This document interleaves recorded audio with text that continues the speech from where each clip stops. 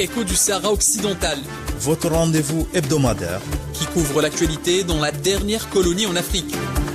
La cause sahraoui au devant de la scène médiatique. Sur les ondes d'Ifriqiya FM.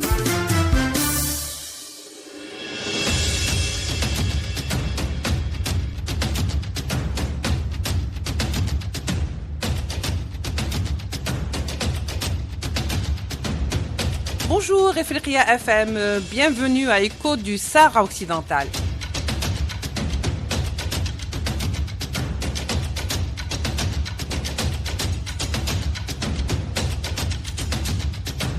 Nous nous intéresserons ce matin sur la réaction du secrétaire général de l'ONU, Antonio Guterres, qui s'est dit très préoccupé par la situation dans les territoires sahraouis. Tout de suite, les développements avec notre consultant Abdelkader Soufi. Écho du Sahara occidental. Qui suit de très près l'actualité sur la question sahraoui. La cause sahraoui au devant de la scène médiatique. Sur les ondes d'Ifriqiya FM. Abdelkader Soufi, bonjour. Vous êtes notre consultant Ifriqiya FM. Vous êtes professeur universitaire, expert dans les questions internationales. Abdelkader Soufi, d'abord, que se passe-t-il et comment peut-on interpréter ou lire cette réaction du secrétaire général de l'ONU, Antonio Guterres, par rapport à la situation au Sahara occidental? Oui, d'abord, bonjour à vous, Lila, l'équipe technique, et à tous ceux qui nous écoutent. Au fait, le secrétaire général de l'ONU a, donc, dans une déclaration récente, été préoccupé, a dit qu'il était très préoccupé de la situation, de la dégradation, en fait, de la situation au Sahara occidental.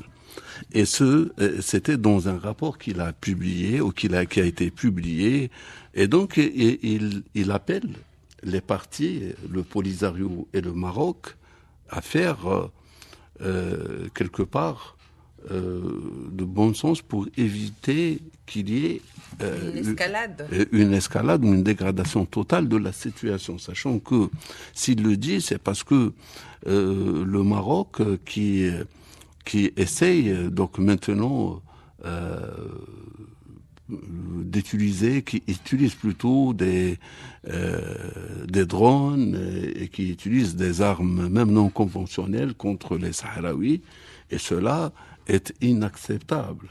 Mais ce qui est important, c'est que M. Guterres insiste que ce conflit qui dure depuis 50 ans doit finir par donc une résolution qui aboutirait ou qui sera la résultante à l'autodétermination, la résultante de l'action du référendum dont l'ONU, à travers la mission onusienne, la MINURSO et la 4e chambre, supervise, mais est engagée à ce qu'il y ait ce référendum. Pour dire que, enfin, toutes les positions individuelles de tout État, que ce soit en faveur ou pas, ne changeraient rien. Oui. Et que la seule façon de régler le problème du Sahara occidental est justement d'aller vers le référendum. Exactement. Mais il faut dire que dans son appel ou dans son communiqué rendu public, le secrétaire général de l'ONU met à pied d'égalité aussi bien le Front Polisario que la partie marocaine, alors qu'on sait très bien, Abdelkader Soufi, que ce n'est pas le cas, qu'aujourd'hui, s'il y a réellement détérioration, la responsabilité en grande partie incombe à la partie marocaine. C'est la partie marocaine qui ne respecte rien. D'où, justement, cette position du Front Polisario de reprendre les armes. Non, je pense que c'est une mauvaise interprétation de ce que disait Guterres. Au fait, lui, il est pour le règlement de cette question, de cette crise, en allant jusqu'au bout de l'action de l'ONU. De ce que dit l'ONU. Très bien. Maintenant, s'il interpelle les deux parties, ça veut dire qu'il parle à deux États belligérants. Deux États distincts. Le Sahara occidental représenté par le Front du Polisario Tout à fait. et le Maroc qui utilise son armée et éventuellement d'autres partenaires pour maintenir le statu quo et occuper donc illégalement ce territoire que nous savons maintenant que les Français ont usé de leur poids pour que le Maroc d'abord ait l'idée d'envahir le Sahara occidental, ensuite que l'armée française a usé de son armée de terre pour conquérir le territoire du Sahara occidental. Et nous savons aussi que l'armée française a usé de la domination aérienne, donc de la couverture aérienne, pour que la population marocaine, qui était dépêchée par le roi Hassan II, puisse se stabiliser au Sahara occidental. Donc, en définitive, c'est un néocolonialisme qui n'a pas dit son nom. Un colonialiste qui sort, qui est l'Espagne, et un nouveau colon qui s'installe, mais sous une autre forme, car le droit international et la Charte des Nations Unies ne le permettent pas, l'interdisent. Depuis 1945, on a parlé de l'autodétermination, on a parlé de l'indépendance des États qui étaient occupés. Comme la Palestine, les États-Unis d'Amérique ne pouvaient pas occuper d'eux-mêmes, ou la Grande-Bretagne restait d'elle-même sur le territoire occupé de la Palestine, on a créé une entité de toute pièce qui est l'entité sioniste, et le même cas, comme la France ne pouvait pas elle-même s'accaparer du territoire no man land, comme l'appellent les Espagnols, par eux-mêmes, car c'était une entrave. Oui, car c'était une entrave au droit international, comme l'action de colonialisme du territoire est une entrave au droit international, Charte des Nations Unies. On a trouvé un État vassal qui fait le sale boulot pour nous et à qui on dicte, en retour, on va lui donner quelques biens ou quelques zones. Écho du Sahara occidental. Qui suit de très près l'actualité sur la question sahraoui.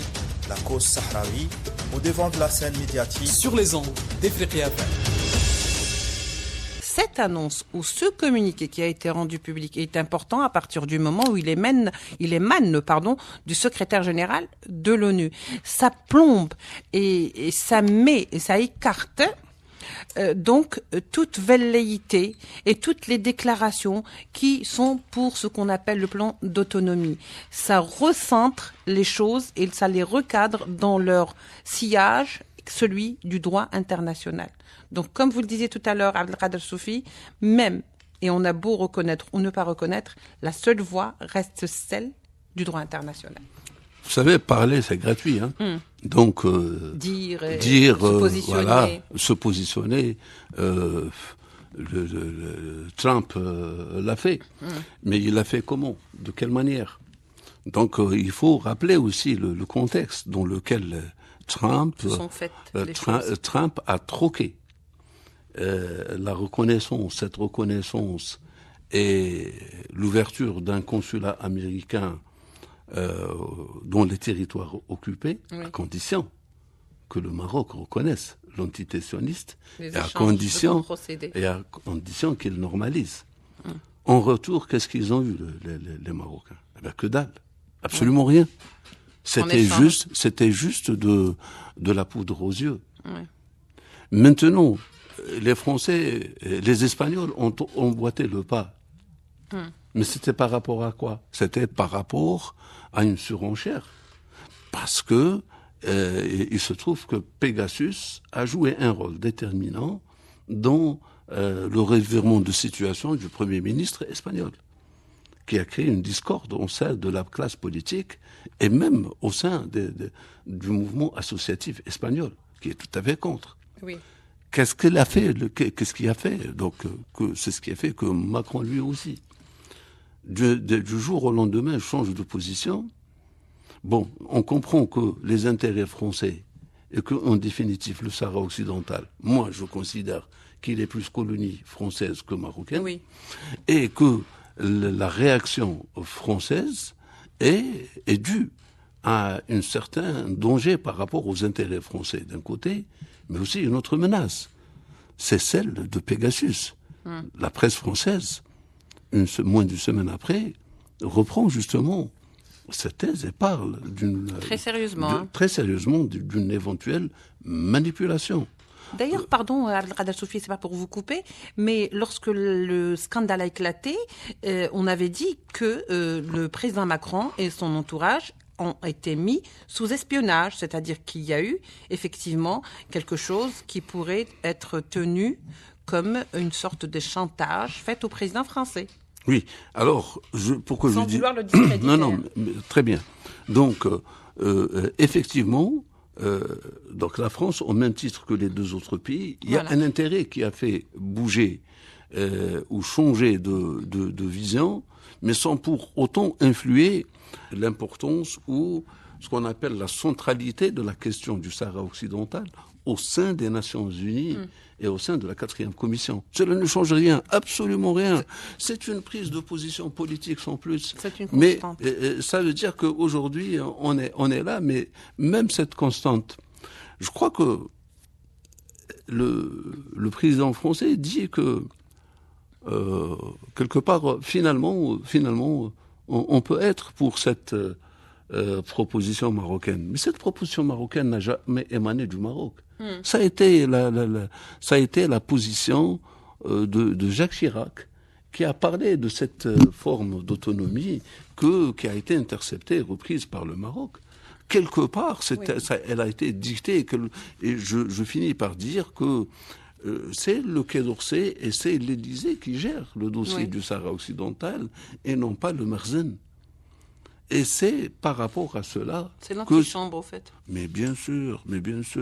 Rappelez-vous que en 1912, le Maroc a signé, le roi du Maroc, un accord de protection de la famille royale pour qu'elle puisse gérer le Maroc au profit de la France. Et c'est toujours maintenu. Et c'est toujours maintenu. En plus, c'est l'armée française et non pas l'armée marocaine. C'est l'armée française qui protège le roi du Maroc contre son armée. Et c'est pourquoi on a déplacé les militaires et l'armée vers le Sahara occidental, donc derrière les tranchées et les murs en sable qui ont été créés pour les éloigner du pouvoir et pour éventuellement éviter qu'il y ait des coups d'État. Et vous savez combien de fois on a tenté donc au roi du Maroc, que derrière tenter au roi du Maroc, ça veut dire que les Marocains avaient dit basta, on n'en veut plus de la royauté, il faut que ce soit un pouvoir au peuple, donc une république.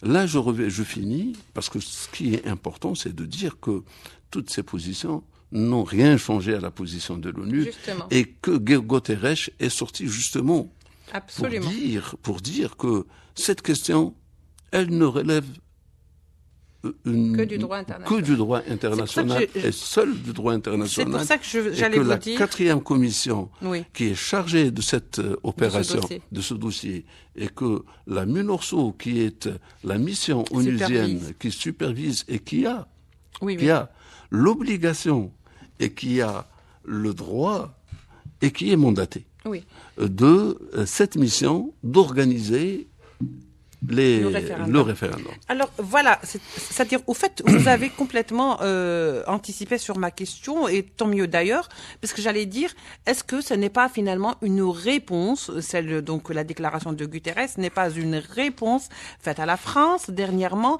et faite bien sûr à d'autres positions similaires par le passé. Au fait, c'est une façon de dire que finalement cette question ou ce dossier n'appartient à aucun pays, c'est le dossier de l'ONU et c'est le dossier d'une décolonisation.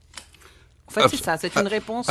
Absolument. Au fait, si on veut résumer la question du Sahara occidental, la question du Sahara occidental est une question de décolonisation qui est entre les mains de l'ONU et qui a une mission... C'est tellement basique que ça ne laisse aucun équivoque. Qui a une mission pour pouvoir le faire. À la base, c'est ça. Maintenant, cette mission, on essaie de la paralyser. Donc, en maintenant un statu quo.